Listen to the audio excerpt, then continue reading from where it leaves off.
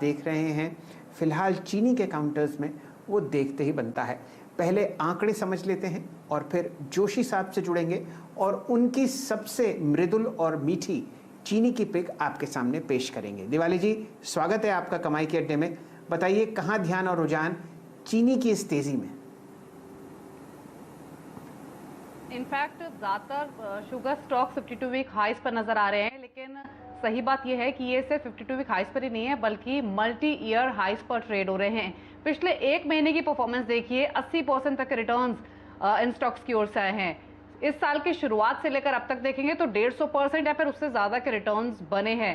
हालांकि सिर्फ 6 महीने ही नहीं, पिछले 1 से 1.5 साल के रिटर्न्स भी काफी स्ट्रांग रहे हैं। जो तेजी बनी है उसके पीछे कई सारे ट्रिगर्स रहे हैं, फेवरेबल गवर्नमेंट पॉलिसीज रही हैं, लेकिन जो सबसे बड़ा ट्रिगर रहा है वो रहा है एथेनॉल ब्लेंडिंग का। सरकार की ओर से ये अनाउंसमेंट कि 2025 तक एथेनॉल ब्लेंडिंग मैंडेट वो करेंगे 8% से बढ़ाकर 20%। इसने फ्यूल किया है इस तेजी को, क्योंकि ज्यादातर कंपनीज अब ये मान के चल रही हैं कि जो स्ट्रॉन्ग डिमांड इमर्ज होगी उसको वो टैप करेंगे, और इसीलिए ज्यादातर कंपनीज अपनी कैपेसिटी एक्सपैंड कर रही हैं या फिर एथेनॉल प्लांट सेटअप कर रही हैं। हाल ही में रेणुका शुगर्स की ओर से ये अनाउंसमेंट हमने आते हुए देखी थी कि उनके बोर्ड ने अप्रूवल दिया है अपने कैपेसिटी एक्सपेंशन को। इंपॉर्टेंट ये है कि इंडस्ट्री हो, ब्रोकरेज हाउसेज हो या फिर मार्केट पार्टिसिपेंट्स हो, वो ये मान के चल रहे हैं कि एथेनॉल ब्लेंडिंग सिर्फ 20% तक की लिमिट नहीं होगी। फ्यूचर में ये 20% से भी ज्यादा बढ़ सकती है और इंडिया ब्राजील को फॉलो कर सकता है, जहां पर ये नंबर 48% पर स्टैंड कर सकता है।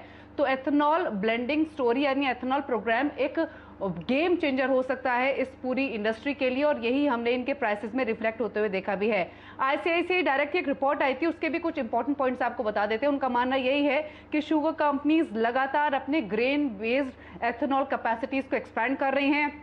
गवर्नमेंट स्टिफ मेजर्स ले रही है ऑटो ओईएम्स के लिए कि वो कंप्लाई करें इस ब्लेंडिंग रिक्वायरमेंट के लिए, और डोमेस्टिक ही नहीं, ग्लोबल फैक्टर्स भी अगर आप देखेंगे तो वो भी इस सेक्टर के सपोर्ट में है, क्योंकि tight global demand supply situation है और फेवरेबल गवर्नमेंट पॉलिसीज है।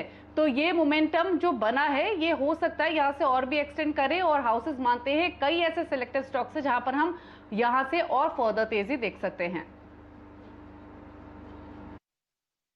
अगर आप देखें strong ethanol demand outlook, I think कंपनियों को अपने जो कहीं ना कहीं कैपेसिटी है उसको एड ऑन करने पे मजबूर भी कर रहा है। रेणुका शुगर्स ने अगर आप देखें स्टेटमेंट कुछ दिनों पहले दिया था, भली बात है आप उससे अवगत भी हैं। एक काम करते हैं, मयूरेश जी की टिप्पणी लेते हैं इस पर। मयूरेश जी, आपने दीपाली को सुना भी और प्रत्यक्ष को प्रमाण की जरूरत नहीं है, लेकिन बलरामपुर चीनी क्या गजब का, आप देखें इसने सूंघ दिया। आपकी राय, और ये डिमांड आउटलुक काफ़ी समय के लिए स्ट्रॉन्ग रहेगा, ऐसे में आप जिन स्टॉक्स को लेके चलना चाहेंगे या आपकी प्रेफर्ड पिक क्या है इस स्पेस में?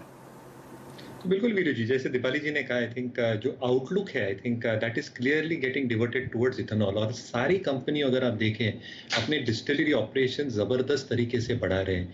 In fact Balrampur just as an example, क्योंकि आपने उसका नाम लिया, उसने डिस्टिलरी कैपेसिटी जबरदस्त तरीके से बढ़ाई है। तो आई थिंक एक्सपेक्टेशन हम यही मान के चल सकते हैं, जो रियलाइजेशन आती है बी हैवी और C heavy sugar cane juice से because of ethanol sales, that will largely improve the EBITDA margins, cash flows, और क्योंकि कैश फ्लोज इंप्रूव होंगे डेट लेवल्स भी अच्छी खासी कम होंगी।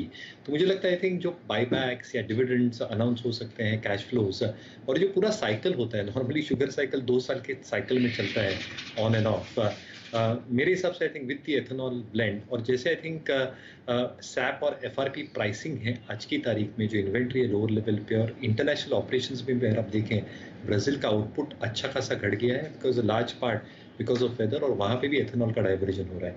तो आई थिंक मोमेंटम बिल्कुल जारी रहेगा। तो बलरामपुर प्रॉब्ली अगर पुल बैक्स पे मिलता है एक आइडियल सिचुएशन होगा। At the same time I think Andhra sugar, इसमें शुगर का भी मिक्स है और इसमें कॉस्टिक सोडा का भी मिक्स है, जहाँ पे कॉस्टिक सोडा की प्राइसिंग स्टेबल हो गई है and should show signs of improvement going forward as well. तो आई थिंक वैसे तो सारे ही शुगर स्टॉक्स ने आई थिंक मिठास गोली है मार्केट में, but I think fundamentally strong counters Balrampur और आंध्रा शुगर। जी जी, आपने बहुत ही बढ़िया स्टॉक पकड़ा है यहाँ पर जोशी साहब। बलरामपुर की चर्चा तो दुनिया करती है, लेकिन जो डीप वैल्यू आपको आंध्र शुगर में मिल रही है वो देखते ही बनती है। हम लोग यहाँ पर all time high Andhra sugar का ट्रैक कर रहे हैं, लगभग 716 रुपये। ये मैनेजमेंट बहुत ही कम इंटरैक्ट करता है, आप देखिए एनालिस्ट से या बाज़ार से, लेकिन जो डीप वैल्यू है वो आपको नंबरों में आती हुई दिखेगी। मात्र 1500 करोड़ की यहाँ पर आपको टॉप लाइन दिखेगी। सिर्फ 9 के पीई पर आपको ये स्टॉक मिल रहा है और अगर आप देखें तो ये डेट फ्री कंपनी है।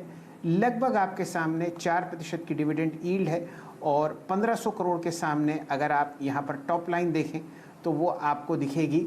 लगभग आपके सामने जो टॉप लाइन है वो है 1500 करोड़ की ही। तो one time market cap to sales आपको ये कंपनी ट्रेड करती हुई दिखेगी। और जोशी साहब ने बहुत बढ़िया तरीके से समझाया कि यहाँ पर आपको कॉस्टिक सोडा का भी तड़का लगता हुआ दिखता है। एक चार्ट चेक पालविया साहब से करवाते हैं फिलहाल आंध्र शुगर्स पर। पालविया साहब, पिछले 4 दिनों से यहाँ पर बहुत ही ज़बरदस्त मोमेंटम है। कोई चार्ट्स पर आपको पोजिशनल टारगेट्स आंध्र शुगर के आते हों तो वो बताइए। बिल्कुल शैल जी, काफ़ी बेहतरीन इसमें ब्रेकआउट देखने को मिला था हमें लास्ट वीक में। अगर हम देखें तो जिस तरीके से स्टॉक में वीकली सेटअप के हिसाब से ब्रेकआउट हुआ था और करंट वीक में फॉलोअप बाइंग एक्शन देखने को मिल रही, तो ये दर्शाता है कि स्टॉक यहाँ से 620 से 640 की तरफ बढ़ता हुआ दिखेगा। करंट लेवल से भी कोई भी अगर करेक्टिव एक्शन वॉलेटिलिटी के चलते मिलती तो बिल्कुल ऐड करें इसको। और जब तक ये 550-55 की रेंज के ऊपर ट्रेड करता रहेगा, बिल्कुल टारगेट 620 के हमें बहुत जल्द इसमें आते हुए दिखेंगे। तो 620 के टारगेट के लिए बाय करेंगे, 555 के आसपास का स्टॉप लॉस रखेंगे। ओके, तो अगर आप देखें ये आपकी शुगर पे अप्रोच थी। कल अदर शुगर को आपने देखा भी था, हमने अगर आप देखें जब इस स्टॉक को पकड़ा था, अब आज भी 3.5% ऊपर आके ट्रेड करता हुआ।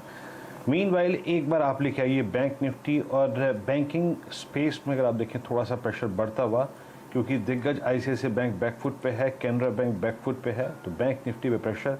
बैंक निफ्टी इस वक्त ऑलमोस्ट आप देखिए आपकी स्क्रीन पे डे लो की ट्रैजेक्टरी पे